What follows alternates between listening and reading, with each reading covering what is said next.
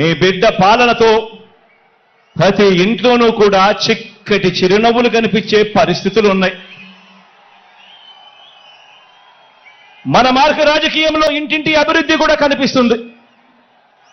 మన ఫ్యాన్ గిర్రున తిరిగేందుకు కావాల్సిన కరెంటు ఇతర పార్టీల నుంచి రాదు, ఇతరులతో పెట్టుకున్న పొత్తుల నుంచి రాదు, నేరుగా ప్రజల నుంచి, ప్రజలు ఆశీర్వదిస్తే వస్తుంది, వారి గుండెల్లో ప్రేమ నుంచి వస్తుంది. మన పార్టీకి, మన ఫ్యాన్కు కరెంటు, మన ఫ్యాన్కు కరెంటు మనందరి ప్రభుత్వం ఇంటింటికి చేసిన మంచి నుంచి వస్తుంది. మనం అందించిన నవరత్నాల్లో నుంచి మన ఫ్యాన్కు కరెంట్ వస్తుంది. లంచాలు లేని, వివక్ష లేని పాలన ఎవరైనా కూడా 5 సంవత్సరాల కిందట ఇవ్వగలుగుతారా అని చెప్పి ఆశ్చర్యం వెలిబుచ్చిన పరిస్థితుల మధ్య నుంచి ఈరోజు లంచాలు లేని, వివక్ష లేని పాలన మనం అందించిన దాంట్లో నుంచి మన ఫ్యాన్కు కరెంట్ వస్తుంది.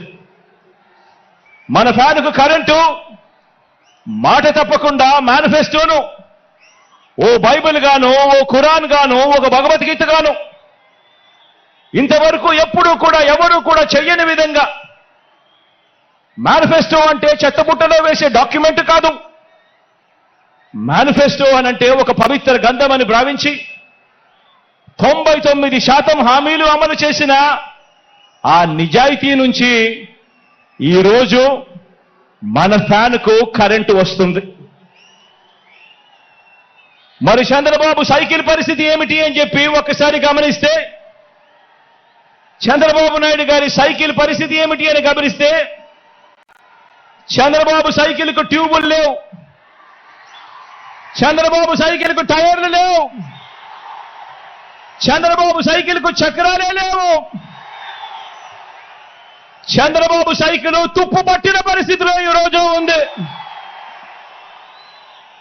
ఆ తుప్పు పట్టిన సైకిల్ను తొక్కటానికి, ఆ తుప్పు పట్టిన సైకిల్ను తోయటానికి ఇవాళ చంద్రబాబు నాయుడు గారికి వేరే పార్టీలు కావాలి.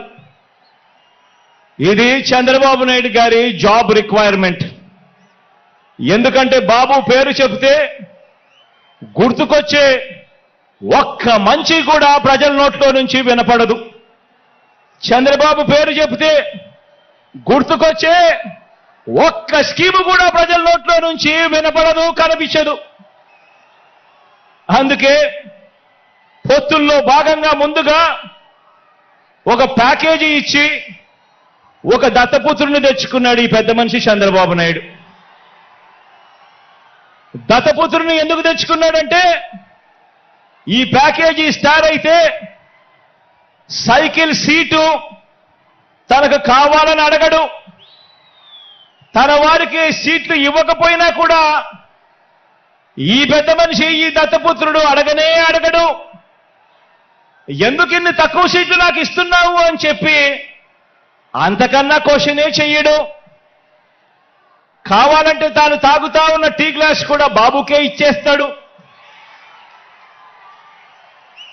చంద్రబాబు సిట్ అంటే కూర్చుంటాడు, చంద్రబాబు స్టాండ్ అంటే నిలబడతాడు. సైకిల్ను ఎప్పుడు దిగమంటే అక్కడ దిగుతాడు, ఎప్పుడు సైకిల్ను తోయమంటే అప్పుడు తోస్తాడు. పొత్తుల్లో ఉండమంటే పొత్తుల్లో ఉంటాడు, విభేదించినట్టు డ్రామాలు ఆడమంటే రక్తి కంటిచ్చే డ్రామా కూడా ఆడుతాడు. వెనకటికి చంద్రబాబు నాయుడు లాంటి నాయకుడిని ఎవరో అడిగారట. వెనకటికి చంద్రబాబు నాయుడు గారి లాంటి నాయకుడిని ఎవరో అడిగారట, అయ్యా పరిపాలన చేసేవారు కలకాలం గుర్తుండాలంటే ఎలాంటి పనులు చేయాలి అని చెప్పి అడిగారట. ఎలాంటి పనులు చేస్తే కలకాలం గుర్తుండిపోతాం ప్రజల్లో అని చెప్పి అడిగారట. అప్పుడు ఆ బాబు ఏం చెప్పాడంటే, ప్రజలకు అన్నం పెడితే అరిగిపోతుంది, ప్రజలకు చీర కొని పెడితే చిరిగిపోతుంది, ప్రజలకు ఇల్లు కట్టిస్తే కూలిపోతుంది, కర్రు కాల్చి వాత పెడితే మాత్రమే ప్రజలకు కలకాలం గుర్తుంటుందని ఆ బాబు చెప్పాడట. ఈ 14 ఏళ్ళు సీఎంగా ఉన్న బాబు కూడా అలాంటోడే.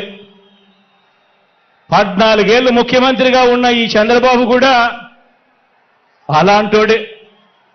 అదే చేశాడు. అలాంటి బాబు ఎంతమందితో పొత్తులు పెట్టుకున్నా, ఇలాంటి ఈ చంద్రబాబు ఎంతమందితో కూడా పొత్తులు పెట్టుకున్నా కూడా ఈ చంద్రబాబు నాయుడు గారి పరిస్థితి సున్నా. ఈ సున్నా ఇంటూ ఎన్ని పొత్తుల్లో ఎన్ని పార్టీలున్నా కూడా దాని విలువ ఒక బోడి సున్నానే.